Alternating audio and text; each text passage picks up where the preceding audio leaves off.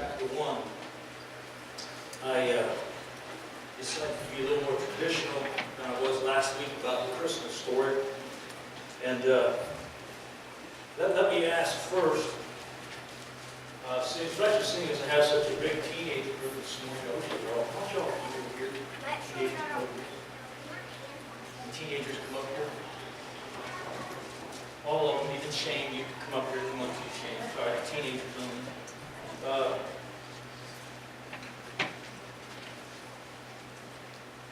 What are you guys getting for Christmas? I know some of you already know what you're getting for Christmas. But what do you want to get for Christmas? The one thing above anything else, what is a gift you'd like to have for Christmas? Girls, it can't be a boyfriend. Boyfriend can't be a girlfriend. All right? So what are you wanting for Christmas, other than an A in Spanish? Yes, he smiles at me. Come on. Y'all don't want anything for Christmas? Hey, mom, dad, you heard it here. Nothing under the tree for these guys. Don't drink the water, maybe to get them through while everybody else. What do you guys want? I know you thought about it. Alina, what do you want? Another puppy dog? Kitten? Want to be nice to you? Yeah, that's good.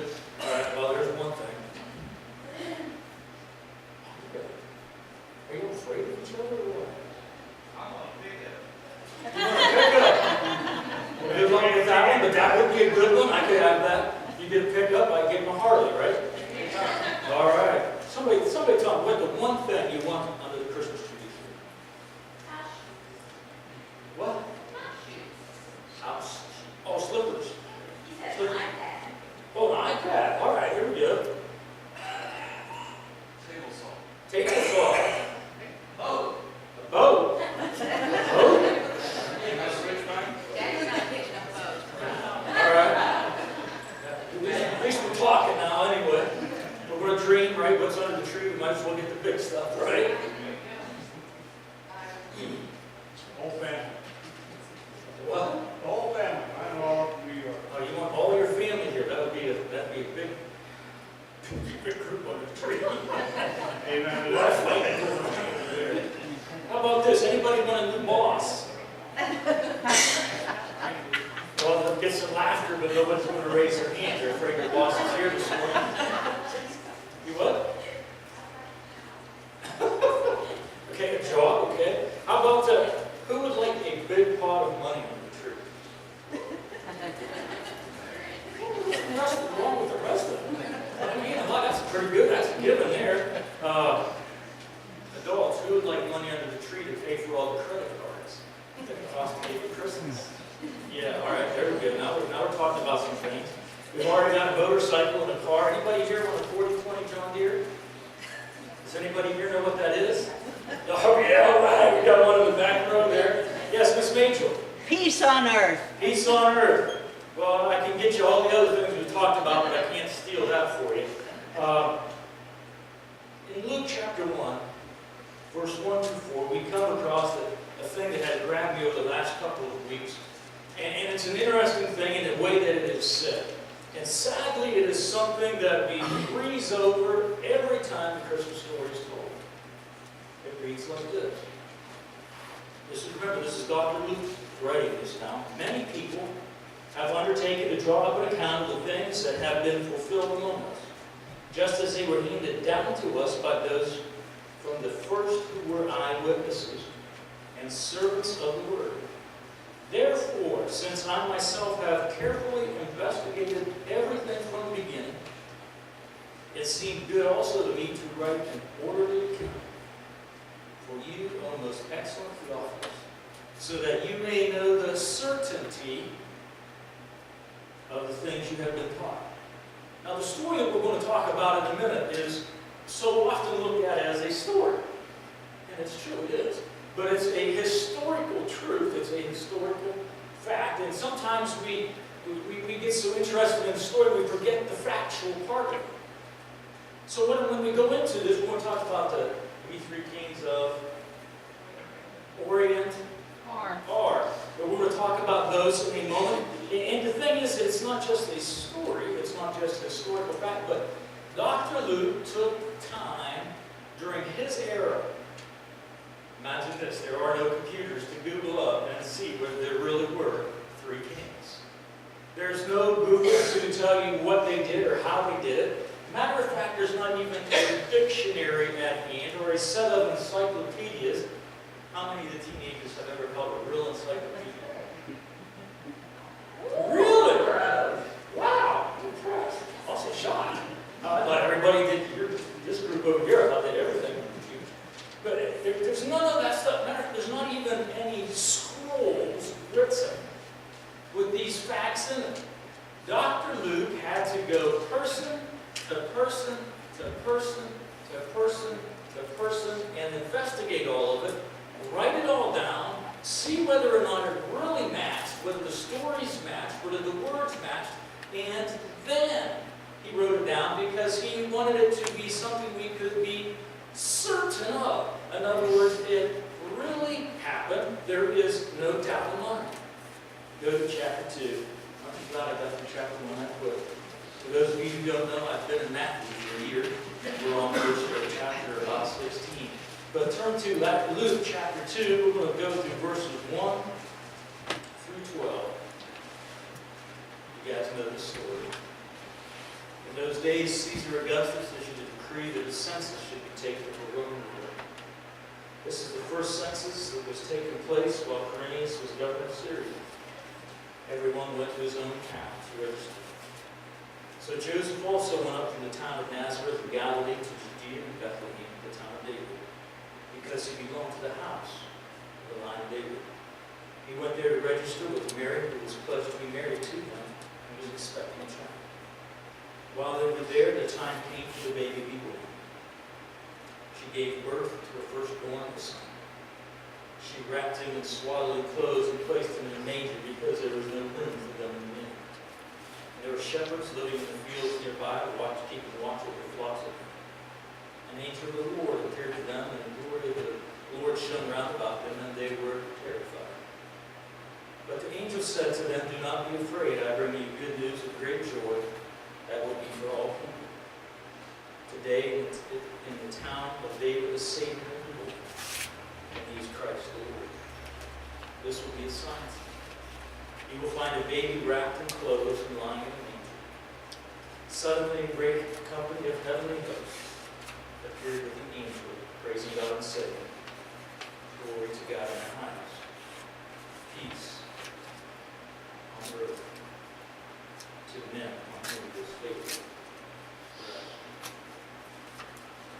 We usually hear that particular story, and we fail to consider exactly what it all means. It has become familiar. It's become something that is read in every church and in many Christian homes.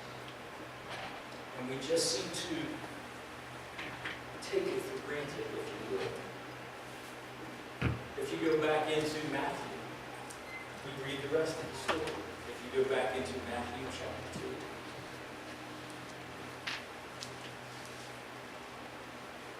After Jesus was born in Judea during the time of the king Herod, Magi from the east came to Jerusalem and asked, "Where is the one who has been born, King of the Jews? We saw a star in the east, and we have come to worship him." King Herod hears about this, and he is greatly disturbed. Matter of fact, he's greatly concerned. These 3 kings are coming, and they're telling me that there's another king that is born, and he's going to come, and the only thing that I have worries about is he'll take my job. So the reality is, he then talks to the 3 kings by himself. He takes them aside. He says, "No, look, we'll make a deal with you. When you find the baby, and you find the one that's supposed to be king, you come and see me. I'll make it worth your while." We know that the kings went to visit Mary and Joseph and Jesus, and the theologians and the historians believe he was 2 to 3 years of age at this time when the kings finally found him. He's not the babe that we so often see in the manger, but he's 2 to 3 years old by this time. For all of this time, these men, these magi, these wise men, these kings, these exceedingly rich individuals came to Jesus. Do you ever think about how long it took them to get there? consider the star came for Jesus, and it shone over the place where he was born.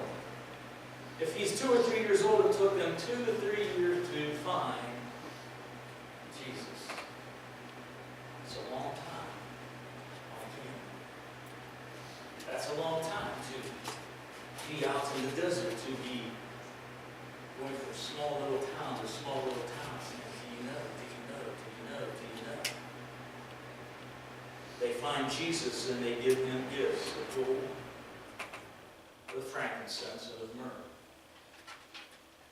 The whole story this morning, and the thing I want you to grab is that these men gave gifts to Jesus. We look at Christmas and we think, oh, the gifts are for me. See, that's why I want to talk about gifts first.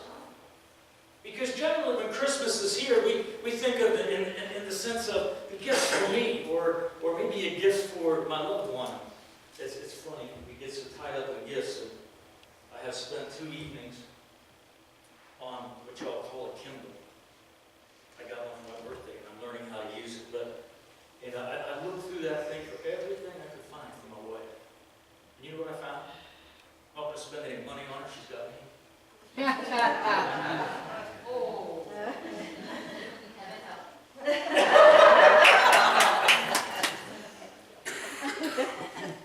But it's about gifts.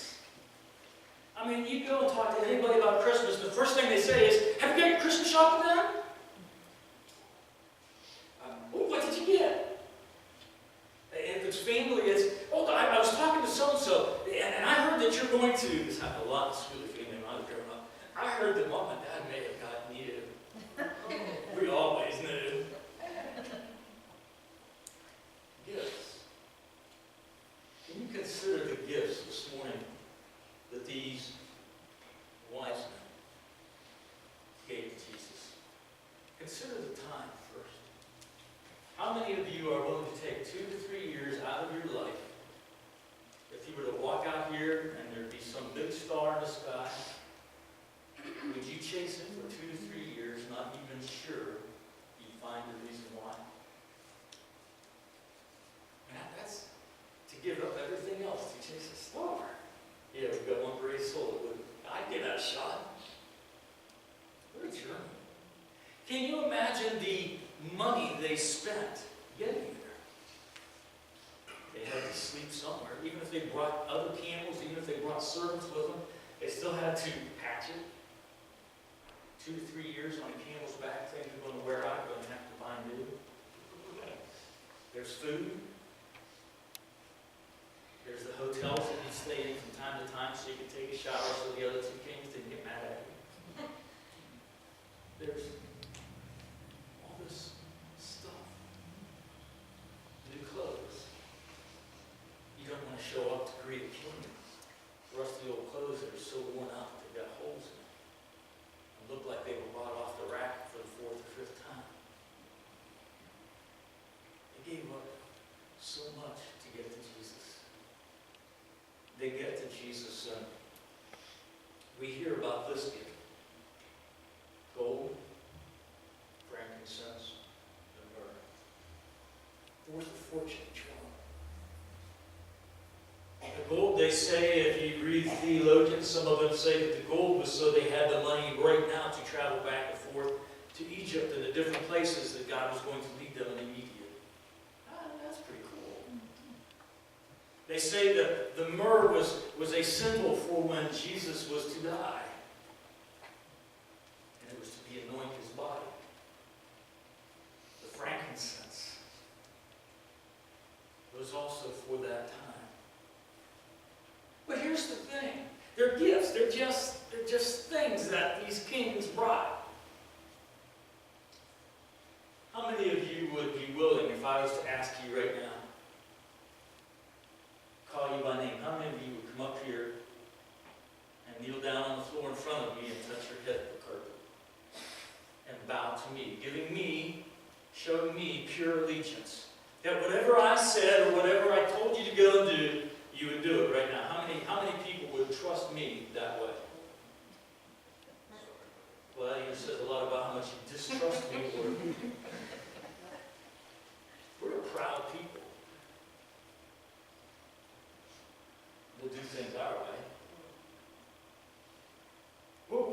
people, we don't bow to anyone. I'm an American. Do you grab what happened to this? The scripture tells us they came and knelt before this child. The humility of that, the humbleness that was there. The greatest gift in my eyes as I have read through this and looked at this again is that gift.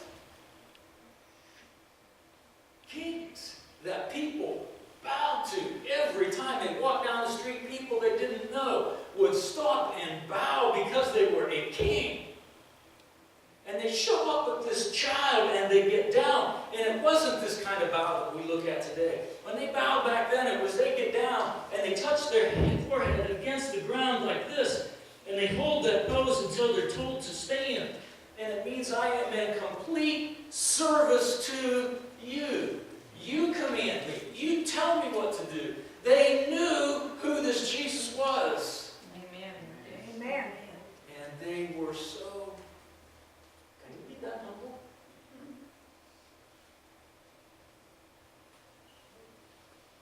What have you given to Jesus as a gift?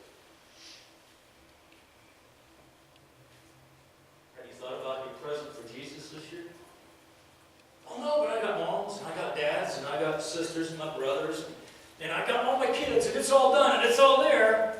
But did you think about getting Jesus? Anything? Oh, but he's in heaven. He's got everything he wants. No, he doesn't.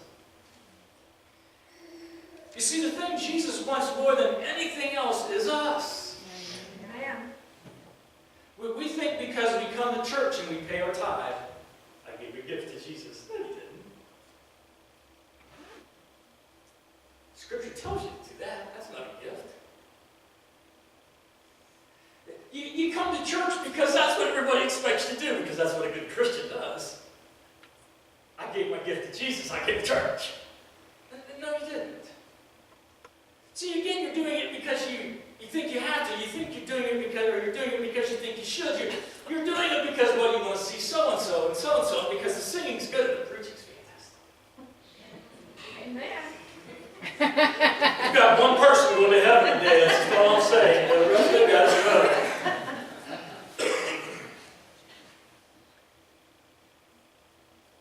we go to prayer. I'm guilty of doing this. I go to prayer for the church, and you know how often I say thank you for this, that, and other thing? Because I can see the people in the chairs, and I know the hurts, and I know the needs, and I go through and I say, Lord, would you please, Lord, would you please, Lord, would you please, Lord, would you please, Lord, would you please? It comes to me and my family, and it's not thank you for my family, it's Lord, would you please, Lord, would you please, Lord, would you please? How often, when we go to prayer, do we give God a gift of prayer? You know what would have to be the coolest thing for him? Would be Sweely would just shut his mouth and let God talk to him once in a while. That'd be a gift that would be an amazing gift for God.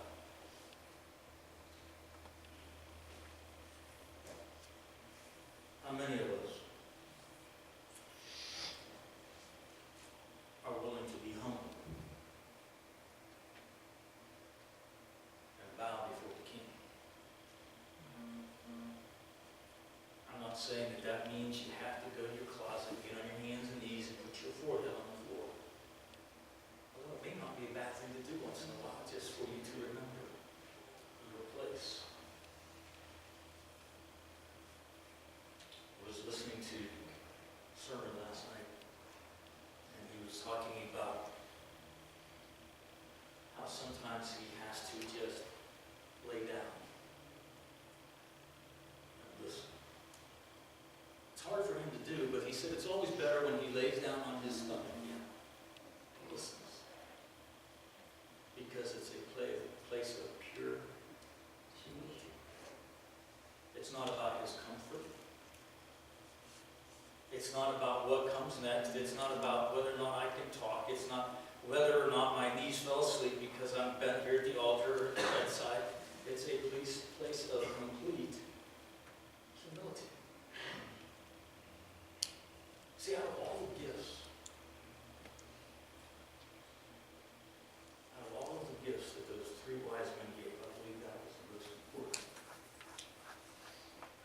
gifts I believe we can give God is that same humility. Are we willing to bow before our King? Absolute humility. Subservient to whatever he wishes and desires. Complete faith. Complete trust. Willing to obey, to follow as he instructs. We know these things to be real and true. 3 wise men came and visited Jesus. And in this pastor's eyes, the greatest gift they gave was a gift of humility. Would you stand, please, as the praise team comes this morning?